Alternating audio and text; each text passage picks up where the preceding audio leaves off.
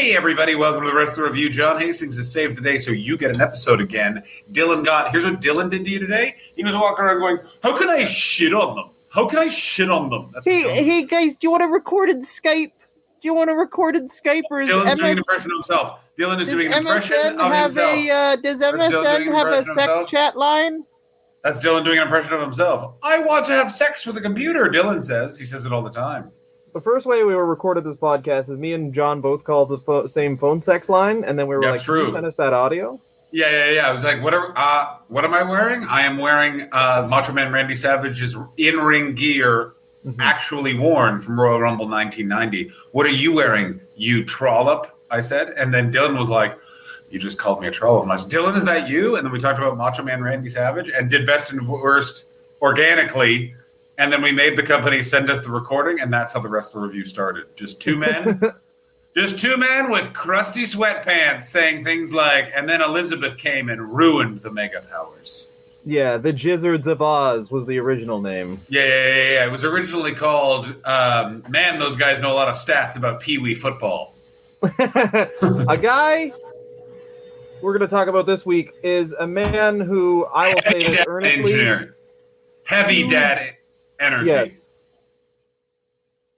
Too great for wrestling. A man who almost had the same career as Rick the Model Martel, who he actually became a tag team partner. It's Tito Santana. Yay! A kind of wrestler you don't find anymore, where I do not like wrestling, I do not like doing this, but I do like having a job. So, I do this. He pretty much was like, well, I'll put up with this bullshit for another 10 years, and then it's sandals on the beach. Yeah. So Tito Santana grew up basically in a very impoverished environment in Mission, Texas. His entire family were fruit pickers. His father assumed he would have been a fruit picker. And Tito was like, basically was just like one of those kids where it's like, this sucks. I will do anything but pick fruit in the middle of the Texas sun. Well, his dad was like, you do as I say. You do as I say. What is his real name? Yeah, pretty much. Like a lot of people, the gift of athleticism really helped Tito Santana throughout his life, because you don't get, like, if you're just really good at business, odds are you don't make it as far as someone who's just really athletic. If you're, I think that's different now. I think that business is the equivalent, but in the 70s, the 60s and 70s, Merced Solis basically. They're like, you need to be so good at pole vaulting you can jump over the racism of Texas, Oklahoma, and where Jim Ross is the most woke guy. Yeah. Jim Ross is known as the Bells Hooks of Oklahoma, and that's just because someone once called a Down syndrome kid the R word, and he went, "Whoa!" His father could hear you, and they were like, "Oh my God, Jim Ross is a communist." Anyway. Jim Ross's book, one of the most fun parts of it is, I don't know if you remember this, but his football team, fights all-white school, fights an all-black school, legit after the game, full fight, and he's like, people tried to make it racial. There was nothing racial about it. Nothing racial about an all-white team fighting an all-black team. He is right, Dylan. Nothing racial at all. Remember the Titans wasn't about race. It was about a good soundtrack and a coach constantly pulling his car in front of players when they're running to do something bad. That's right. Or whatever movie The Rock was a coach. Yeah. Walk Hard? Hard Cocks? No, that was the John C. Reilly comedy, but yeah. I always pretend that movie's about football and it features The Rock because I really like all of the bisexuality, and I do not like it lacks competition. So let's talk about Tito Santana, originally named Tino Santana. No! Tino. True. And then Vince changed it to Tito, which, that's probably better. I mean, it is, but it's still funny that they were like, your name's Tino, and Vince is like, that's offensive. Tito. Here's his Attitude Era character, is he would have, changed his name and made it backwards, and he would have been, Tit Santana, and he would have just popped out, put the sunglasses towards the end of his nose and been like, tit, and Sable was out. Or he would have they would have literally just made him pick fruit around the ring. The Attitude Era, this is how you know an Attitude Era character. It is either a very sexual idea or a very offensive idea. Nothing else. Yeah. I'm Mark Henry. Yeah, I'm the exactly. world's strongest man. I have an incredible personality. I'm great at talking. What is my role? You're going to be addicted to fucking, Mark. And you will not be wrestling. How about this? You fucking suck toilet seats. You can't fucking stop, Mark. You fucking piece of shit cuck. Yeah, you hot bitch. So basically, Tito Santana's entire career was his childhood was so fucking impoverished and rough. He was like, whatever I have to do to not live like this, I will do that. And then he joined the famed Texas University. Oh, I never can remember the name of it. West Texas University. Texas State University? University, where everybody goes. Like the quarterback was Tully Blanchard. And can we just imagine how awful Tully Blanchard would be at calling plays? All right, this next play is I just get to fuck your girlfriend. What? Shut the fuck up and let me fuck your girlfriend. This one's called I Want to See Your Change. Yeah. This one's called I'm the Toilet. That's another thing. He really likes. He keeps on pitching AW thing where it's like, how about Anna J goes to the toilet in my mouth for Here's a while. Do you remember when Brendan Burns was very concerned that wrestlers were going to hear this podcast and then be angry at us? One of the many great Brendan Burns concerns. I remember when Brendan Burns is, I pray every day Tully Blanchard hears this podcast. Every day. Every day I just go, God above, I hope you, a powerful woman, that's right, God is a woman, allow... that's why Tully would be so angry. God is not a woman. God is me. God is my dad, Joe. I hope Tully Blanchard hears this, gets very angry, and confronts me in the street, because I would just literally be like, go call your daughter, you short fuck. You're not the best wrestler. You look like trophy for the best wrestler. You'd be like, hey, Tully's sad. I do like how Tully is a huge heel, and then his daughter clearly got the old heel gene because she is a racist. I know. Like, by the way, it's also like, I'm like, way to be raised by Magnum, but still behave like Tully. Dad, there's something inside of me. I just want to go to a prison and tell them they deserve it. Yeah, you shouldn't have had weed on you. Yeah. I don't know why I keep driving by that Baptist church yelling, bad, bad. So, West Texas State University, and here's the beautiful thing about Tito Santana, is literally he, probably like a lot of people in that era, just dealt with racism at his job as this will be over soon. And then it was. Yeah. And also, here's the thing is, Bob, he was trained by three people that their way of training was just like, well, you get the new wrestler in the ring, and then you break both of his legs, and then he gives you $1,500. So he's trained by Hiro Matsuda and two Ortons. Okay, so Hiro Matsuda, this is also the racism overdone quickly thing. But what I meant by that was he would just literally stop wrestling, and then it would be lessened. And he has the career of a diva. And by that, I mean he got in, he got out. He has nothing to goddamn do with wrestling except for getting $100 to talk to clearly nerdy men for shoot interviews. Where they're like, what was it like wrestling Bruiser Brody? He's like, I don't know, I didn't. You paid me already.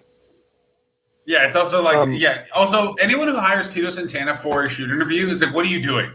You know that's not going to... Like, say what you want about Tito Santana, amazing wrestler, a defining golden era WWF wrestler, not the most engaging personality on a microphone. Which is great. It would honestly, I would just like ask him questions I would ask Hank Hill. I'd be like, how'd you get your lawn like that, Tito? And he'd be like, finally. I assume every interview is also this angle, the parent FaceTime angle, where he's lose a lot of mulch. That's the first thing. If your lawn is green as God's eyes, then you gotta use more mulch. I need to be clear about this. You can't just stop seeding in the spring. You gotta keep seeding your lawn throughout the summer months, or you are going to be in real trouble when it comes to a hot day. You need to provide shade for your new sprouts. You gotta mow your lawn 2 times a day. Yeah. I remember once I was working at a summer camp, and I didn't know how to mow a lawn because I was like 15 or 16, and then just my mom liked mowing a lawn. I did other chores, and I remember a guy was like, "Who doesn't know how to mow? who doesn't know how to mow a lawn? And he was like making fun of me while on a riding tractor. And then he just drove over a sprinkler system and it all exploded. And it was just, I was like, that's good. That's good stuff right there. That is good stuff. Yeah, And then he was like, you do it. You have to do it. And then I rode over another part of that sprinkler system. So we broke it in 2 areas. Good stuff. And then you held hands. We made out in the rain. And then we stood there and waited until it rained and then just made out. First, Tito had no interest in wrestling. Who got him into wrestling, baby? I mean, it was the Funks. It was everyone who was on that fucking football team, baby. It was including Tully Blanchard. Ted Blanchard and Ted DiBiase. No, Tully Blanchard specifically apparently was like, hey, I got a little play for you. How about you pin me? And Tito was like, pardon me, sir. And he's like, for money. And he's like, you're going to need to expand that thought. It's fake. And then he's like, expand that thought. We're wearing tights. And expand that thought. Professional wrestling. He's like, why didn't you say that in the first place? He's like, I just needed someone to talk to me. Yeah. Tully doesn't usually get to speak to people after the first 4 words, so sometimes I just ask questions. I have to elongate my sentences so people don't walk I don't think my mom liked me very much. My middle name is Tully Pariah Blanchard. His first friend he makes in pro wrestling, one of the first friends at least, is Andre the Giant, and that's pretty good. This is so good, and I guarantee what it is that Andre was just so shocked by how calm Tito was, because Tito couldn't give a fuck. Also, Tito is a highly tuned and trained athlete, and something that Dylan Gott has pioneered and pointed out, that a lot of the best wrestlers have to be afraid of actual athletes because they have no ability to fight. They just know how to fake fight. In the way that, like, as of this recording, Quentin Tarantino is on every podcast because he wrote a book, and every podcast is just him basically bashing Bruce Lee because Bruce Lee's family was like, could you not do a thing where Brad Pitt just beats up our dead dad? And Quentin Tarantino just being like, well, he's an actor. Bruce Lee's an actor, which is true. Like in the end of the day, he's a competition-style martial artist. So a competent boxer or street fighter would know how to beat him because it's like, yeah, you can kick me really hard all you want. Yeah, an actor. One fucking opening to your face and see in hell, bitch. And that's the thing with Tito, I think, is why he gets a lot of respect and love, is that real wrestlers can recognize, oh, I have to be nice to this man because he's just here for the money. He doesn't give a fuck about who's got heat with the boys. Yeah, I guarantee when him and Andre were playing cards, it was like, he asked Tito about it, and he's like, well, he was an idiot. He was always drunk. He lost. Yeah. You don't have alcohol in the daytime. It's a nighttime drink.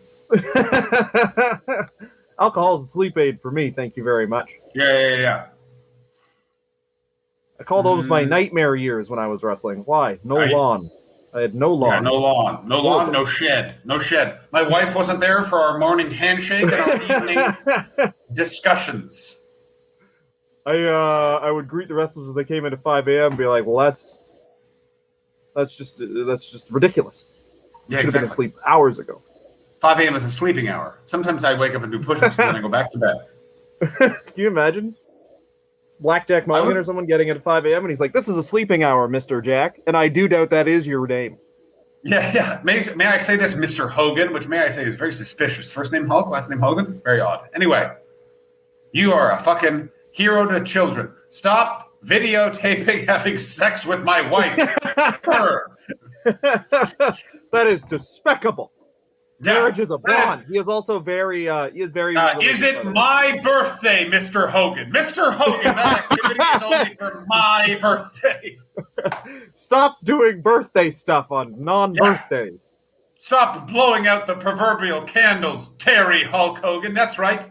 I know your real name, Terry.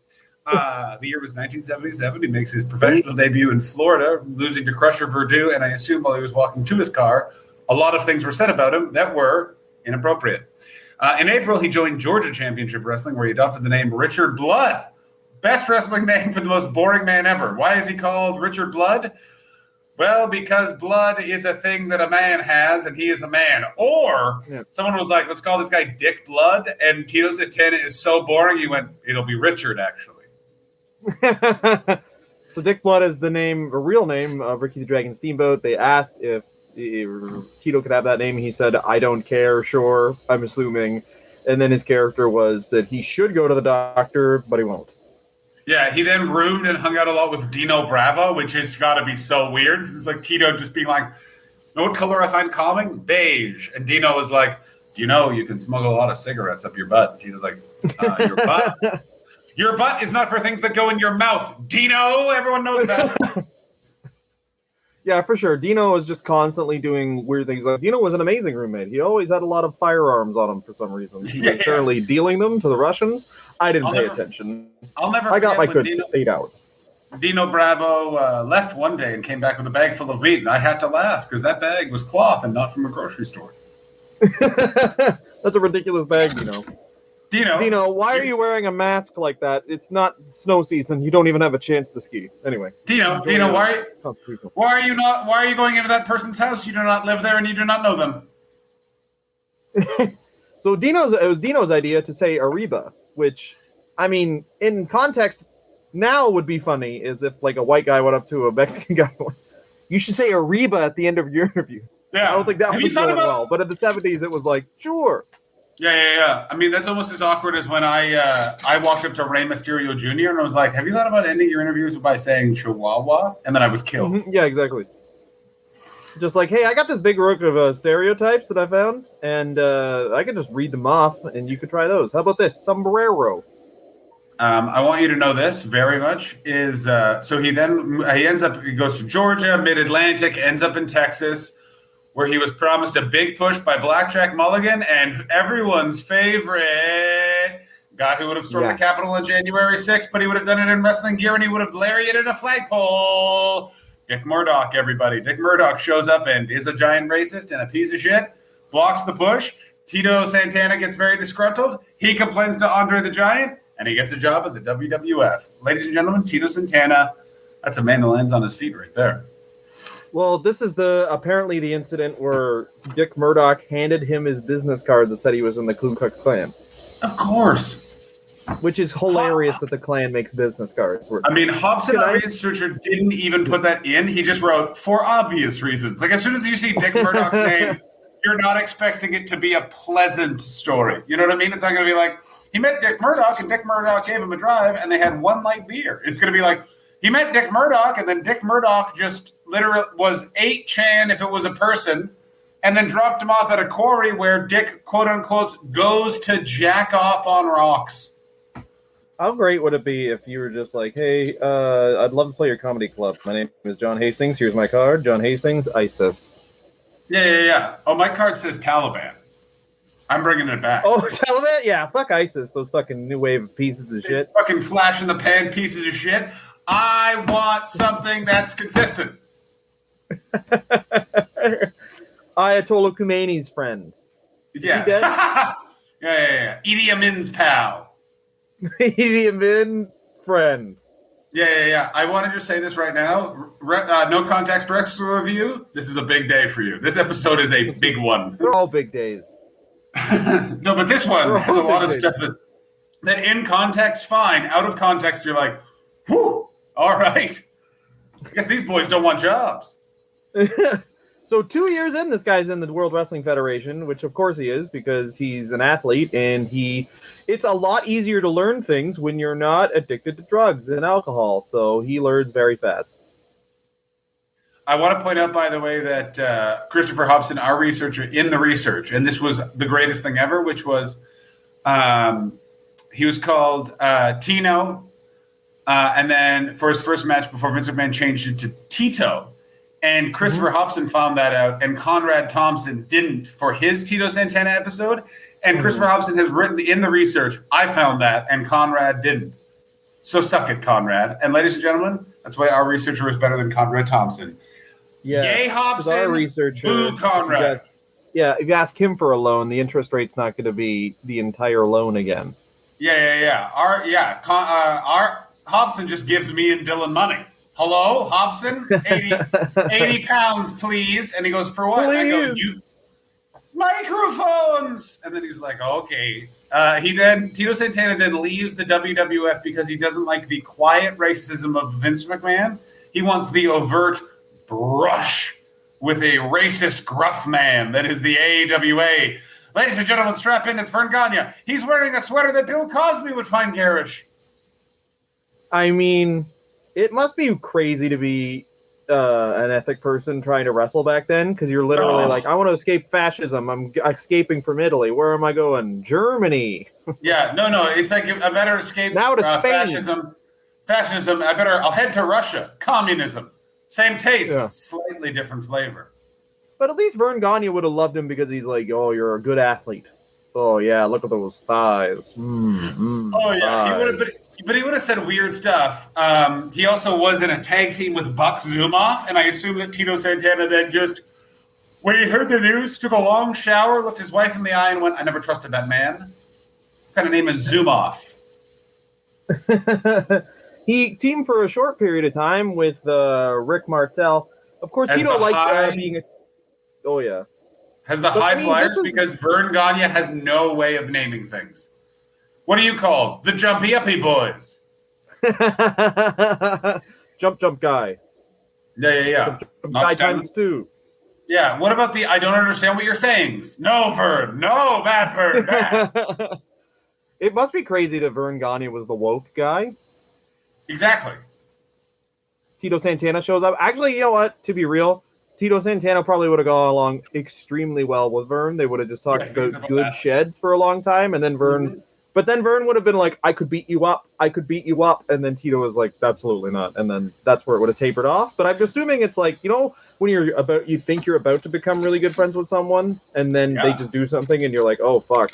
That's probably what happened. It's our friendship every day. Also, this is what I guarantee they talked about, is that Vern was like, you know what my favorite song is? The sound of lake water lapping on a rock. And Tito went, I like it when there's no rock. And then they just started kissing. How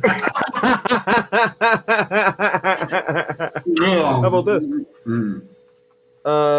This might sound like an odd question, Mr. Gagne, but what kind of mulch do you have in your backyard? And then Vern Gagne just started crying. You're like, Greg isn't my son anymore. Yeah. And then they blow banged. Yeah, Vern and Tito blow banged, and Vern just kept yelling, "Greg is my daughter now. Greg is my daughter. Larry has to marry Greg." He kept yelling. Yeah, and then they did the hand job for Moonlight. Mm-hmm.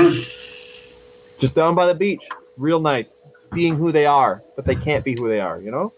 Agreed. It's a shame. You know what's even worse? ECW. We've had a rest because Vern Gagne and him talked about nice sheds. Now we're back into the fucking flame, baby, because it's Ole Anderson. It's Ole Anderson. He's teaming with Terry Gordney. They unsuccessfully. That's a great team. And I gotta say, I bet you Terry was pretty cool to Tito. Like, I bet you he said some stuff, but he didn't mean it. He then fought Larry Sabisco in a Larry got a bit stoned in the parking lot and doesn't really want to be there match. Tito says that he has no respect for Ole Anderson and the way he had to, and that he had no idea how to treat people and would make racist comments like, Mexican, get over here. I'm going to be honest with you right now. I am incredibly impressed that Ole Anderson just called him a Mexican. You know what I mean? That is something, when I read that too, I was like, well, that's way more politically correct than I expected. Yeah, that is like, I was expecting it was going to be a word I had to look up. You know what I mean? You're like, yeah. Fartvendugen. What the fuck? Although I assume Tito is such a good man that he probably just wouldn't use the slur. I bet you he would. He does not like. I also got to say, Ole Anderson hate, so fine with it. I love it. It's crazy that everyone hates him. Yeah, it's like you. Gotcha. Ole Anderson's like you've been pranked, Dylan. Dylan, do you enjoy being pranked? You were just pranked hard. It's a prank. So he's there for about a year. Yeah, he is. And really, since this guy stepped foot in a wrestling ring, he's been working consistently. Because that's 1983, 1977. How many promotions is that? 1, 2, 3, like 4 huge promotions. He's already had all the success you could want to as a territory wrestler, and then he arrives through his own luck. Well, what a lucky guy in retrospect. Through his own luck, he arrives for 10 years in the WWF during the golden years, and as soon as the old golden years end, he's fucking out of it. Not only that, he creates a spot that still exists in every wrestling company to this day. Yep. Absolutely. The only thing that's it's slightly changed with Mick Foley. But so we're going to get into all of this after the break, but we'll just set this up. So Tito Santana basically becomes, along with Jake the Snake Roberts and a few other people, the get the bad guy ready for Hogan guy, and basically does that for 10 years. And now I assume owns a laundry chemical holding company or like. Tito Santana basically in this 10 years made enough money to invest in things the boring dad that you knew growing up did. Like, what does your dad do? I know he goes to a bunch of storage lockers and then says, "For the love of Mike, look at the mess," and then comes home. Oh yeah, Tito started investing. Oh, it was like Tito and Tito don't trust none of your fucking Bitcoin bullshit, yeah, there baby. you go, buddy. That's what I'm saying. They're like, Ric Flair was like, "Oh, I'm drunk. What are you using money on?" He's like, "Oh, I'm gambling myself. I just had a little company called IBM catch my eye," and everyone was like, "What?" And he's like, "Gambling on the stock market, gentlemen." Then he asked which weed whacker they used, that they were confused, so he just went to a Home Depot to calm down. Yeah, the reason why him and Paul Roma once got into a knife fight because Paul Roma ordered a vodka and Tito went, "I'm going to splash out," and ordered a soda water. And Paul Roma went, "Soda water," and then Tito went, "You have ruined Saturday night and my good time." And they stepped outside and had a full fight. Yeah. Tito Santana, Hank Hill plus fighting anyone at any time. Yeah. Basically, it's Tito Santana is Hank Hill, but with the energy of Al Bundy in high school. I'll tell you who Tito Santana is. Our friend Rob Bebenick. That's who Tito Santana is. He wants to talk about the times he was very good at football and all of the renovations he has done. Yes, I will have a beer. That's. And may I say this, by the way? Everyone go check out comedian Rob Bebenick. Weirdly, someone I've missed hanging out with more than people I'm much closer friends with because he's a steady hand on the wheel. I know how Rob Bebenick's COVID went. Just fine. It went just fine. I would have more scotch, but I'm too busy telling you about how expensive this one is. Yeah, of course, and it's so great. I gotta say, that's a nice girl you're on a date with. Could be on a date with that girl, but I choose not to be. And you're like, "Goddamn right, baby." Could have fucked her, didn't. Boom. The Tito Santana story. Greatest I could have fucked her. That's probably, he's really nice, but then he also goes, "Could have fucked her," and he's pointing at your wife. Yeah. Could have fucked her. That's theoretically true. All right, let's take a Brioc. Tito Santana's in the WWF. It is 1983. Tito Santana is here. He is ready to make some money. Let's do this shit. Ladies and gentlemen, what a fucking time it was. It is 1983. Tito Santana pops in. He beats Jose Estrada. He fucking does TV tapings. He's still wrestling for GCW until July. Then he signs full time. Ooh, he's hitting people with forearms. Oh, he fights the Iron Sheik to double disqualification for the World Heavyweight Championship title at the Philadelphia Spectrum. He then fights the Magnificent Morocco. He wins the Intercontinental Championship and is the first Mexican man to do it. Oh my God! Which is funny that say, of course he's the first. There's been like 5 of them. Yeah, I'm still surprised. I guarantee Vince McMahon is still trying to get Tito back in the ring so he can make him his Mexican star. Like, I guarantee he's like, "Just get Tito." And like, Tito's like, "I'm very old." And he's like, "So am I. I'm good." It's weird that I guess he's been trying to do this since 1983 and always bails, though. Like, I guess the closest he came is Rey Mysterio, but Rey Mysterio's too short, so he was pissed. Well, yeah, Rey Mysterio is also too short for him. It's also Eddie Guerrero. Eddie Guerrero, I think, was the best and biggest push of them all and was amazing. But then Eddie Guerrero's heart literally exploded in his chest. Yeah, because Vince McMahon was like, "You need to do steroids," and he's like, "But I'll die." And Vince is like, Yeah, not everyone's died. We should do an Eddie Guerrero episode because I have some sad opinions about him.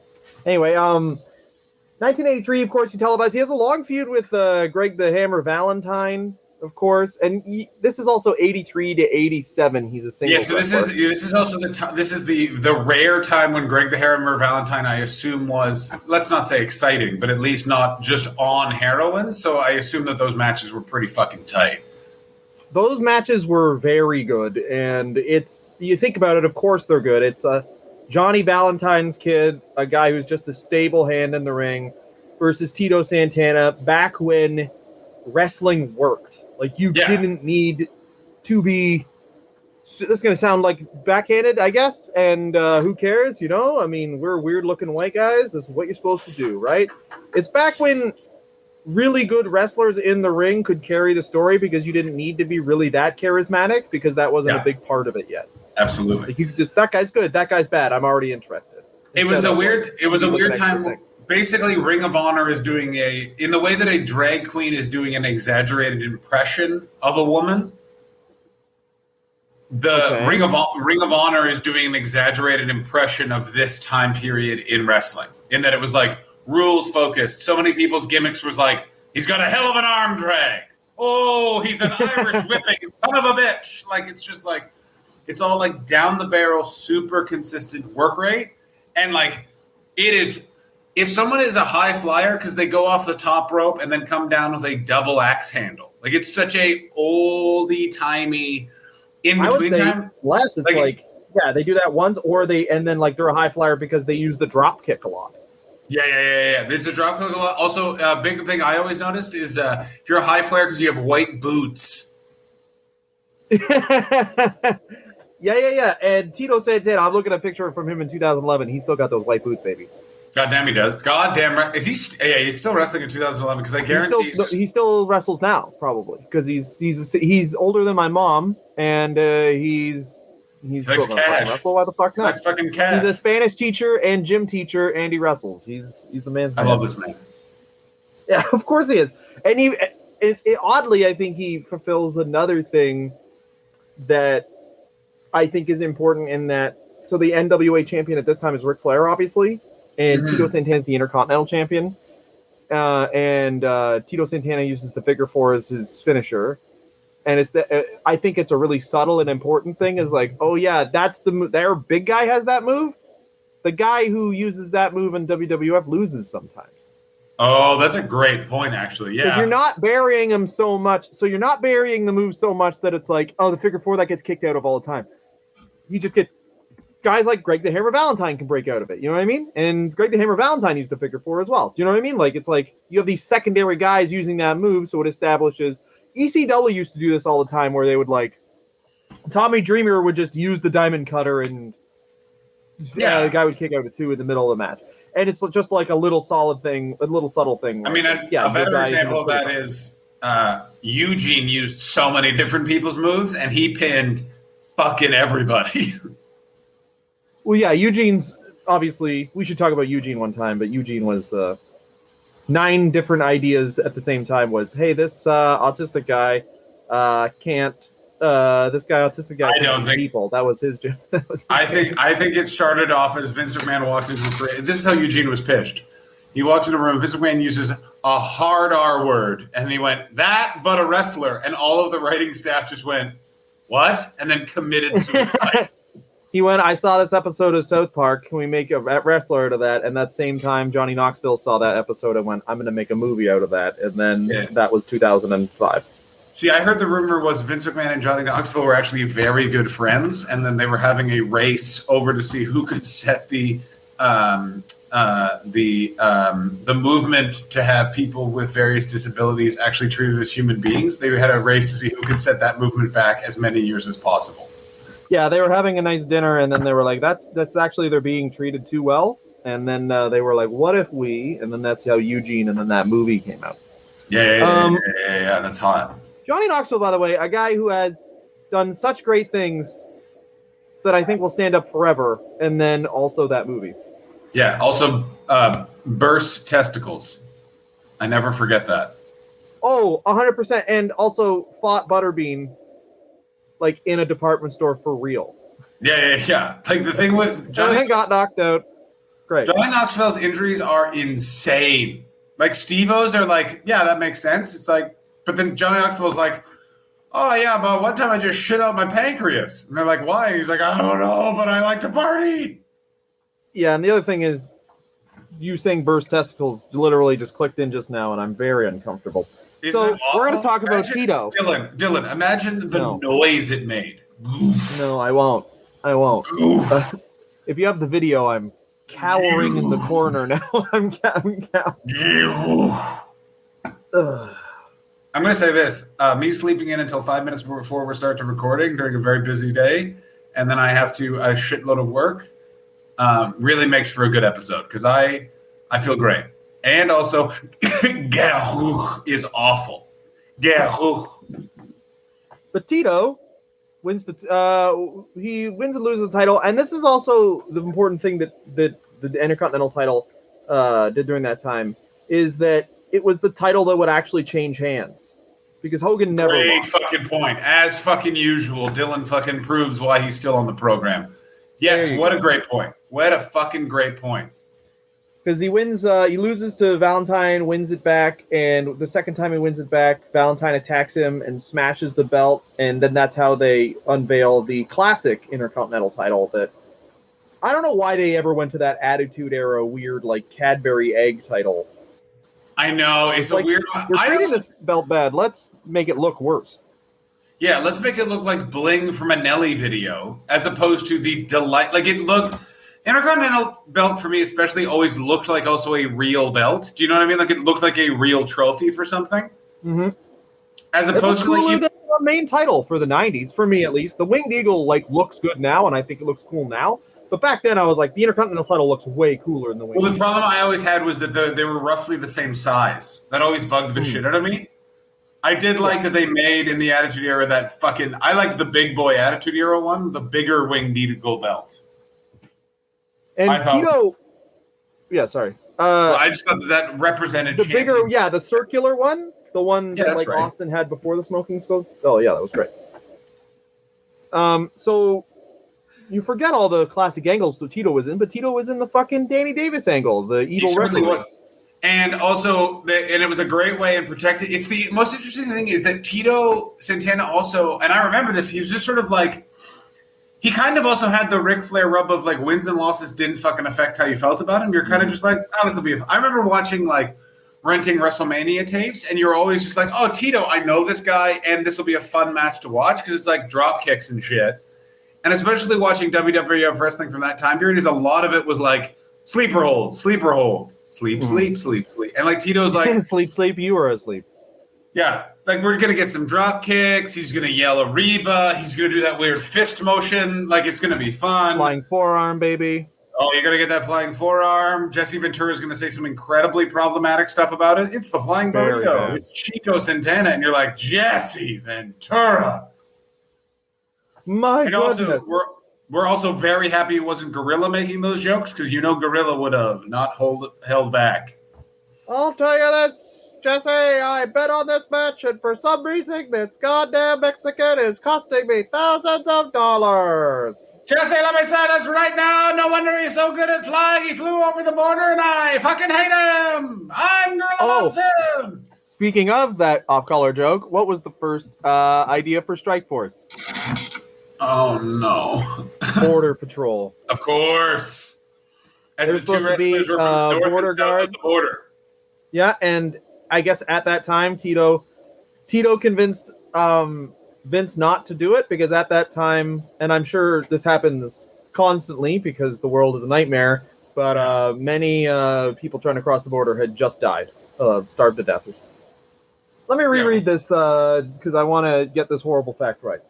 The original gimmick was supposed to be Border Patrol as the two wrestlers from North and South, of course, the other wrestler was Rick Martel, of the border, and them wearing corresponding uniforms. But Santana managed to convince Vince not to do this as there was a string of deaths from Mexicans crossing the border at the time from heat exhaustion in a box train. Oh, boy. That's not good. That's not good. That is bad. And Vince was still like, no, it's good. You're baby faces. Yeah, it's good. Yeah, you understand. They're not booing. That's just how they cheer in New York. So they defeated quickly the Hart Foundation for the WWF Tag Team Championship. And you think about this, 4 years into the company, Tito's constantly holding titles here, baby. Oh, baby. And also, I've never heard of a tag team title being decided over a submission before, which I always find fun. Mhm. I was thinking about that. I was thinking about, like, how come no tag team finishers are submissions? I mean, it makes sense because you can't have two people at the same time, but also, who cares about rules now? Just make it the tornado tag titles. Fuck it. Those are better matches anyway. I mean, there's less opportunity. I disagree. I like it. I like it when every match is just like a New Age Outlaws match. One guy in a cutoff T-shirt gets beaten up for a while, and then another man in delicious shorts just does a lot of kicks. Yeah. One guy who looks like a slob gets the shit kicked out of him, and then a handsome guy comes in and helps out. So they held the titles for 5 months before losing them to Demolition. Oh, yeah. There was a fake storyline neck injury for Martel. No, it's fake. And all wrestlers are faking their neck injuries. That's it. All wrestlers are fake. Edge, I get it. I know what you did. I'm Edge. I'm selling. A little baby. My mouth is wet from dew. Sometimes I'll go to Owen Hart's grave and I'll be like, "Good selling, Owen." Oh my god, that's fun. I do the selling. Same. I do the same thing, but I'm wet. I take a shower and I don't towel off. I don't know why. I like to stand in mud when I talk to the dead. Everyone knows that about me. They're always like, "Hey, how do you like to talk to the dead?" And I always say when I'm standing in mud. So yeah, I mean, you watch a lot of movies. You can't talk to the dead unless you're in a trench coat. Yeah, without I was about to say something alarmingly creepy. Good. So Tito then introduces the powers of pain to help get revenge on Demolition, which I think is a bitch move. Like, I think that bitches out your character pretty hard immediately. I can't handle my shit. Here's these two fucking other guys. It's fucking great. I really enjoyed it. Also, the powers of pain and the Demolition feud is the best example of why you shouldn't do that. The tag team wrestling has to be small bumping heels versus giant muscular good guys, because their feud is so boring, because it's just like two guys that don't work out versus two guys that work out too much. Who wins first? No one. It's very boring. So, to example what's happening in the Demolition versus Powers of Pain match, we're going to put these two dressers and lean them up against each other. Honestly, if it's this exciting, we'll be so happy. Yeah, we're all going to be praying for a drawer to fall out and some pennies to just roll down a vent.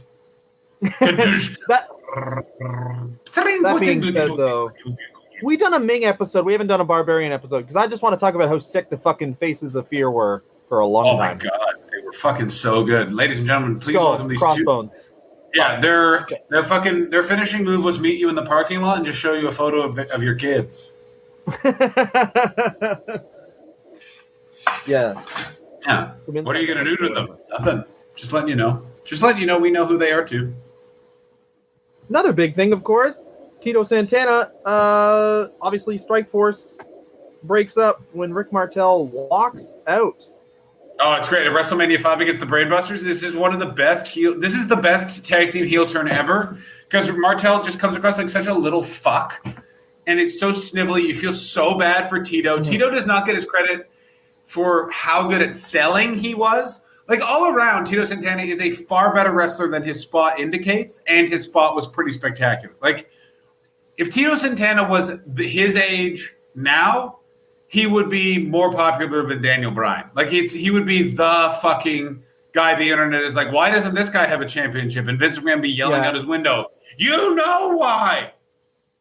Yeah, it's kind of weird that, like, exactly, like, with the rise of the Smart Fan and all that, and obviously a million podcasts like this, so many podcasts like this, I was thinking that we don't even have to qualify what we're talking about. We just talk in this weird language, and people just understand, and they're like, yeah, like, wrestling is so fucking weird, where it's like, we're talking in this, like, weird jargon, and if you go down wrestling rabbit hole, then you know what we're talking about. And we never are like, which is, I don't know. Go for it. I had the worst thing happen, which was someone who does an expert podcast and wanted to do something about wrestling, and then just emailed me being like, hey, can you give me some times where civil rights affected wrestling? And I gave them 4 topics before I even thought about it. Like, I had typed Sputnik Monroe before I realized the email was being responded to. What I'm trying to say is the fact that I've seen a breast in the same room I am in shocks me every day. I'm like, wow,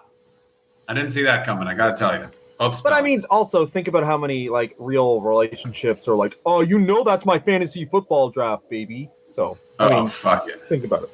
You know that's fantasy football draft one. Which I'm in a fantasy football draft too. It's just I suck and I never win any money.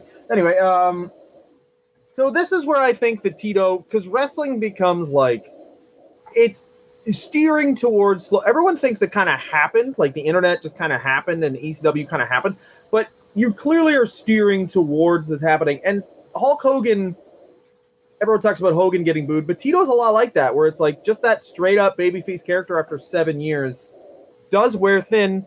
They wanted to make Tito a heel, but apparently Bruce Pritchard said on his show, it's like, we thought he was too nice a guy. I guarantee Tito did like a tester heel promo, and then he walked out, and he's like, sorry I made you wait, Gene. Oh, wait, I'm not. I don't value your time. And it was just about a guy who was late for stuff, and he was like, everyone will hate it. He's late. Disgusting.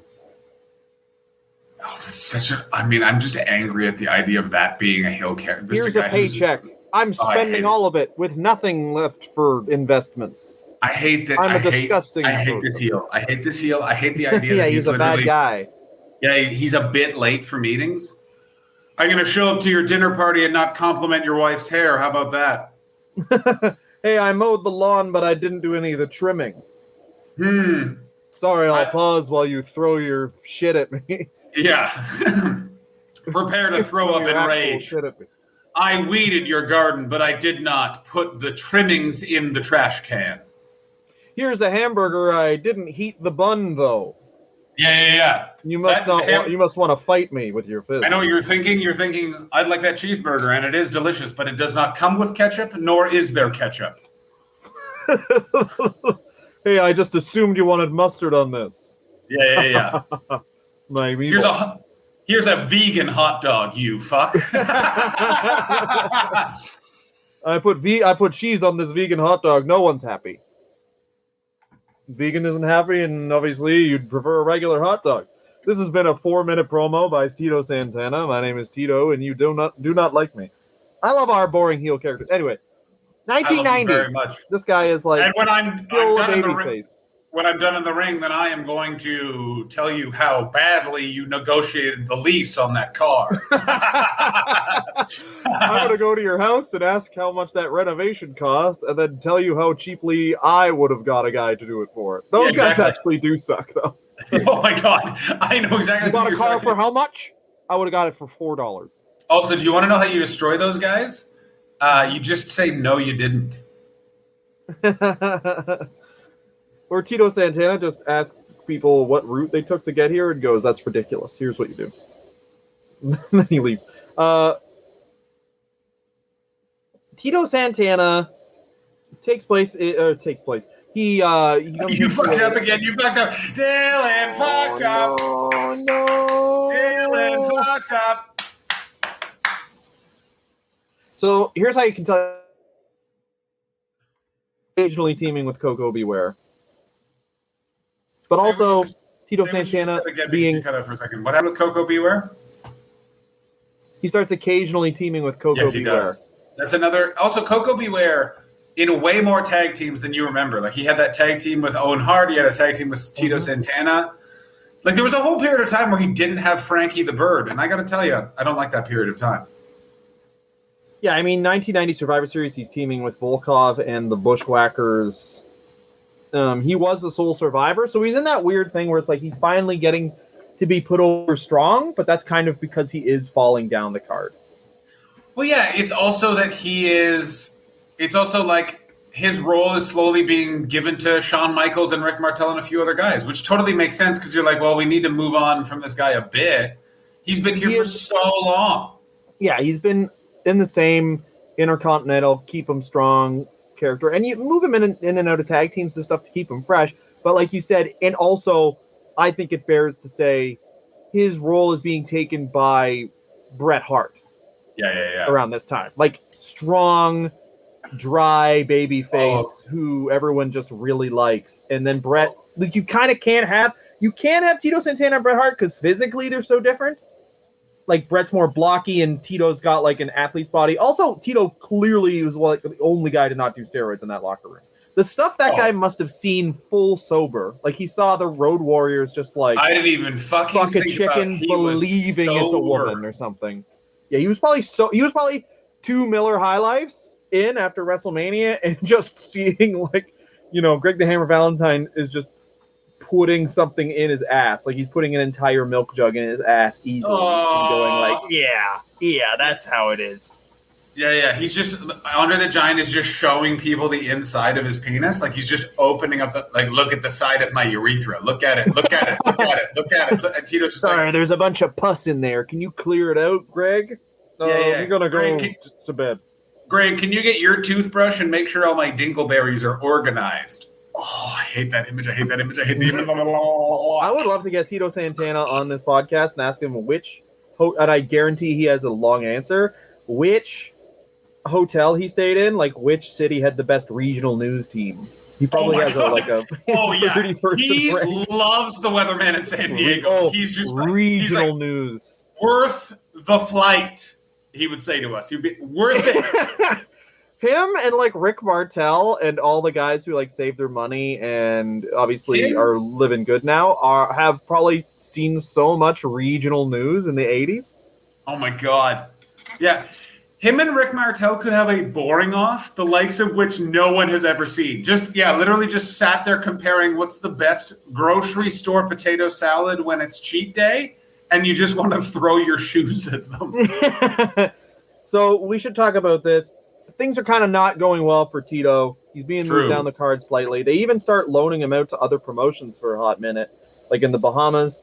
So he comes back as El Matador, 1991 to 1993, never calling him Tito Santana. Such a weird Vince McMahon thing where it's like that. We watched that guy for 7 years. He's clearly fucking Tito Santana. No, it's El Matador. And they would talk about him like he was Tito Santana because they would reference his old accomplishments. It's infuriating. Yeah. I don't know. What's so fucking crazy also is there was a brief time, especially when he became El Matador, that they also tried to pretend he wasn't Tito Santana. Like Bobby Heenan especially would just he didn't have a mask on. Did he have a mask on at the beginning, actually? No. He literally just had long trunks on and they just pretended he was a bullfighter. And I have to tell you, when I was a kid seeing that, I was like, this fucking El Matador guy fucking rules. Like, there was something about it where you're like, this is fucking great. Like, you got into it, and then he just got the shit kicked out of him for like 2 years, and then it was like, well, time to go work at an aluminum siding storage warehouse. But that's the whole thing where it's like, that's kind of his role now. He's been in the company too long. At a certain point, you need to go... Like, everyone goes like, oh, and then this WWF guy went to WCW, and boy, that didn't work out for him. But, of course, like, you need that. You need that change of scenery just so you can remain fresh. Yeah, I completely agree with everything you're saying, but if you say it again, I'm going to punch you in your goddamn face. But the thing with Tito that's so interesting is that he was like, he's just it's not like he under or overachieved. It's like, this was his job. He was brought in to do that job. He did that job. Mm-hmm. The end. Nope. Nothing else happened. Well, apparently he's being considered for, like, the top spot because you're in the steroid era. I don't believe that. He's not. Yeah, I don't believe. You don't be like, hey, this guy's teaming with Coco Beware after 7 years of being right next to Hulk Hogan as one of the, like, secondary faces. Like, not right next to Hulk Hogan, but, like, a secondary face of the WWF. And then be like, let's team with Coco Beware just so we can push him past fucking Psycho Sid. Yeah. There's no fucking way that happened. But I mean, I guess I don't know. Maybe it was that schizophrenic, like Vince is now, where it's like, okay, that guy's at the bottom of the card. Let's put him on the top of the card. Maybe it was, and I'm just, but I don't think so. I think that. Like, I don't think so. He had too many people. I think he had too many people around him to be like, that's a bad idea. And now, because the thing you have to remember is, all of Vince McMahon's top advisors that he trusts are literally dead, fired, or Bruce Pritchard. So, like, Vince McMahon has gone from having an amazing brain trust to a guy that's just like, what if we make fun of Jerry Jarrett and then I get paid? I think one of the best way to say how they booked Tito Santana is his WrestleMania record, because after his run as El Matador in 1993, he has accumulated he was on the first 9 WrestleManias, and his record was 2-7. And I think that's a very indicative of, like, I don't know if there's, people say Hogan was like obviously threatened by certain people. I don't know if he was threatened by Tito Santana specifically, but 2-7 at WrestleMania would indicate that like he's, you get to the top but you lose. Yes, that's him in a fucking nutshell. Be prepared to not do well, you fuck. Yeah, be prepared to lose. Anyway, so after he leaves the WWF, he wrestles for Eastern Championship Wrestling. As soon as an X got even in the building, as soon as someone pronounced an X, he was out of that company. You say xylophone around this man, he leaves the room. That's a pornographic letter. Yeah. Jesus fucking Christ. What are you trying to do? Get my daughter angry? Yeah, he covers his daughter's ears. Be a goddamn man, sir. Sir. Santana would have been an amazing villain in the ECW. Oh, literally just losing his mind. Cut your hair, goddammit. Yeah. If I had that kind of acne, I wouldn't be seen outside, you nerd. No promo. He just overpowers and starts applying deodorant to that hat guy. You smell disgusting. You're disgusting. Yeah, aggressively overpowering the audience and just putting spray deodorant on them. Like I'm gonna have to pin you down and brush your teeth. This is ridiculous. Yeah. His barely legal match. He keeps throwing up because the building's too small to appear on television. He wrestled the American Wrestling Federation, which was on at 3 a.m. on CBS. I know that. I saw it one time. My mind was blown. Well, yeah, what are you talking about? I have no memory of this, and it was I don't know what you're talking about. The American Wrestling Federation was on at 3 a.m. on CBS. I saw it one time. It was the best thing I've ever seen in my life. No one talks about this, and it was a very 90s thing, which was, because now it's basically like television after midnight is just basically reruns of your favorite sitcoms.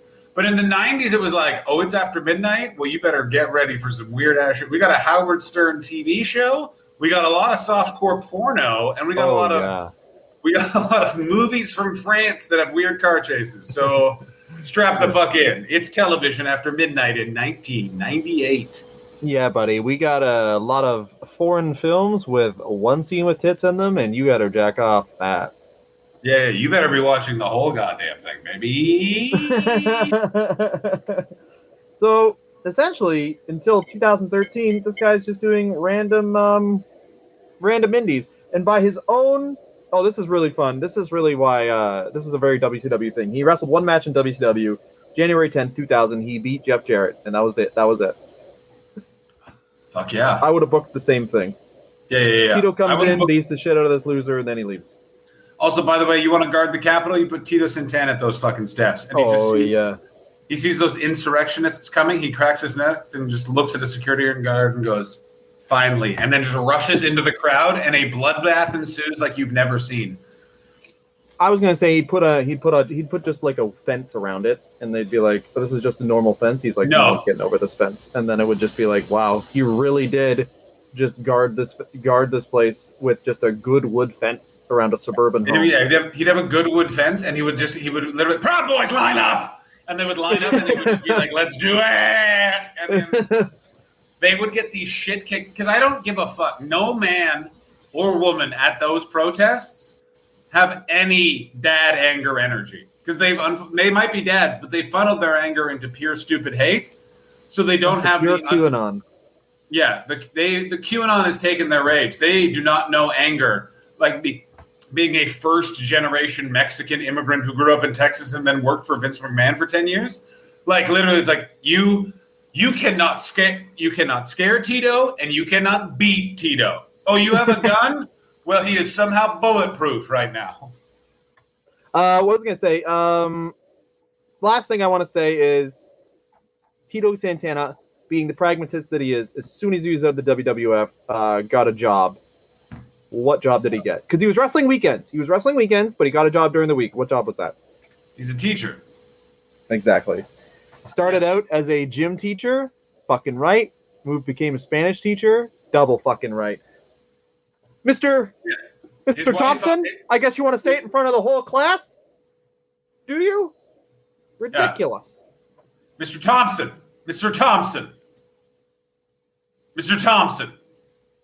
Who sold you that Tito Santana T-shirt? Who told you? Who told you? Yeah. Who told you about my secrets? It must be weird that when like older parents come up, like, "Oh my God, you're Tito Santana." He's like, "Yeah, you what your kid is failing." And you're like, "Well, that was quick. I don't like this guy anymore." All of his parent-teacher interviews are 7 seconds long. Bad, bad, good, good, bad. I really love Tito Santana, and I'm glad that we did this episode. John, what's your favorite thing about Tito Santana? My favorite thing about Tito Santana is that I've never known what a wrestler sounds like talking to his kids before. This man asks his kids what they think of the weather, and I love him so much. Tito Santana as a human being is the best thing about him. Here's the worst thing about him, that man's entire career was colored by racism. Also, was never, I think, given a fair due. I think the best thing about him is his in-ring. The worst thing is his promos aren't that good. But, I mean, he's a very solid wrestler. And probably the best thing about Tito Santana, I'm going to say, is he's never bought a tire at full price, and he'll tell you about it. Oh my God! The best thing about Tito Santana is that if you want a shed to be renovated, he bought a shed from Home Depot, but he then renovated the shed in one afternoon.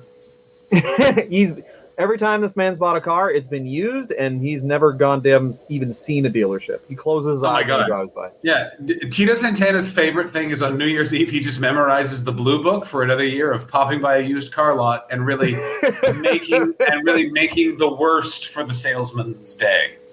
If anyone wants to promote this episode, instead of if anyone wants to do this and make the just put Tito Santana's head over Ned Flanders as soon as it hit midnight, he does his taxes for the year, that would be very appreciated.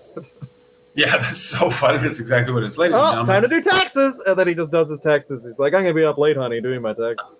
I gotta tell you, I love so much that we did Tito Santana this week. I feel like I'm on a cloud because it's just a nice, good man. Yeah, it's much nicer than when we do legitimately evil people. Mm-hmm. That'll be for the Patreon. Is the legitimate? Yeah, exactly. And that's why this week our Patreon episode will be on just Hitler. We're just doing Hitler. Hitler saw wrestling one time. Yeah, the man that inspired so many attitudes in the wrestling world, Adolf Hitler. And the week after that, Andrew Breitbart. Ladies and gentlemen, you can check me out on Twitch. Who are we doing next week? Can we do one of those reruns? I want to redo some people. Can we do Bork Lesnar? That's Brock Lesnar. Yeah. All right, we'll do Brock Lesnar. So what we're going to do is we did a bunch of episodes when we were like both started this podcast, and like we just kind of like. I mean, yeah, we got to. At some point, we'll do a month-long run of Dusty Rhodes because you can't do one episode of that fucking guy. Yeah, we did one episode. So what we're going to do is we're going to put the old episode up on the feed and the new episode up on the feed, and then we'll see how shit the old one was. I'll probably have to listen to the old ones for like maybe some tasty treats. Oh boy! Oh no! Back when we had like 200 listeners, and it was like, who gives a shit? Yeah. Back before Trump got elected, and we all realized, oh, words matter. Oh wait! That also counts. Is the only T-shirt you own an In-N-Out Burger T-shirt? I don't think I've seen you in anything but an In-N-Out Burger T-shirt in 2 years. What? Look back on the streams. I've been wearing some different shirts. I've been giving some different looks. No, it's all In-N-Out Burger, and I'm fine with it. And also, I almost bought you a white one when I was in In-N-Out Burger on Saturday, and I was like, no, that's crazy. A white one. Yeah, I only wear fast food chain shirts now. I also have a Krusty Burger shirt. I frequent. Cool. All right. Go find me on Twitch, John Hastings Comedy, or Untitled Twitch Stream on Twitch. Follow me on Twitter, The John Hastings, on everything. Dylan, go ahead. What are your plugs, you fuck? Well, I was going to plug the podcast because I'm a good guy. At Wrestler Review on Twitter and Instagram and TikTok. At Dylan Gott on Twitter, Instagram, and TikTok. Patreon.com/Wrestler Review. We're going to do a watch-along of the first episode of Hogan Knows Best soon. That requires no work. First episode of Hogan Knows Best. I think we just might watch the whole Hogan Knows Best series because why not? And then we'll be doing it on StreamYard. So in theory, we'll be able to put up the Hogan's Know Best video and just watch it here together with all of you. Wonderful. So we'll figure out if we're going to do that because we are not good with technology or organization. Yeah. All right. I gotta go now. Fuck you. Bye-bye. Have fun, guys. Bye-bye. We love you. Thank you.